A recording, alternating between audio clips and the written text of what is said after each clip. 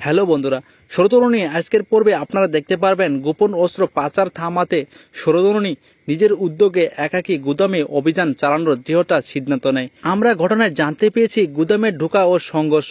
ষড়যন্ত্রণী handgun হাতে নিয়ে রাতে অন্ধকারে ঢুকে পড়ে দত্তার লোকদের বিরুদ্ধে লড়াইয়ে। অ্যাকশন দৃশ্য ছিল অমায়িক। অন্যদিকে দেখা গিয়েছে দত্তার ষড়যন্ত্র।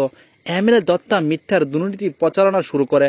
পত্রপত্রিকায় ষড়যন্ত্রীর ওপর কালিমালিপ্ত তথ্য ছড়িয়ে যায় কলঙ্কিত করতে।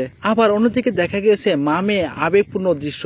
স্কুল প্যারেন্টস ডেতে ষড়যন্ত্রী হঠাৎ হাজির হন। নীলির মুখে অস্ত্র ও হাসি। তার প্রতিক্রিয়া ছিল আবেগঘন হৃদয়স্পর্শী। অন্যদিকে পাহাড়ি শাকরুর সঙ্গে মুখোমুখি লড়াই। হঠাৎই গুদামে উপস্থিত হয় একটি রহস্যময় সাদা গাউনের নারী। পর্বের শেষে উত্তেজনা পর্ব দেখা যায় হাহাকার। অন্যদিকে নীলি বলেছে, তুমি একা নয় নীলি, মা এখনো তোমার বুলেট। মায়ের সাহস ও সুরক্ষা প্রতিশ্রুতি প্রতীক দর্শকদের মনের গভীরে ছাপ ফেলে দেয়। অনবদ্য মিশ্রণ, এদিকে অ্যাকশন, অন্যদিকে মেনে গেল আবেগ, দুটোই উঠে এসেছে যথাযথ ভারসাম্যে।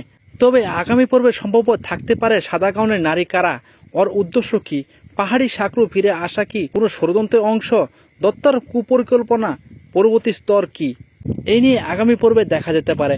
তবে আজকের পর্বে মূল অ্যাকশন, রাজনৈতিক ষড়যন্ত্র এবং মাতৃত্বের আবেগ সবকিছু ছিল একে অপরের সঙ্গে স্বয়ংসঙ্গতভাবে মিশে। বিশেষ করে শেষের পর্বটা প্রতিপালকের মনে আগামীর উত্তেজনা বাড়িয়ে দিয়েছে। হ্যাঁ বন্ধুরা, এই ছিল আজকের আপডেট। তো পরবর্তী আপডেট সবার আগে জানতে হলে আমাদের চ্যানেলটি এখনই সাবস্ক্রাইব করে একটি লাইক করে পাশে থাকুন।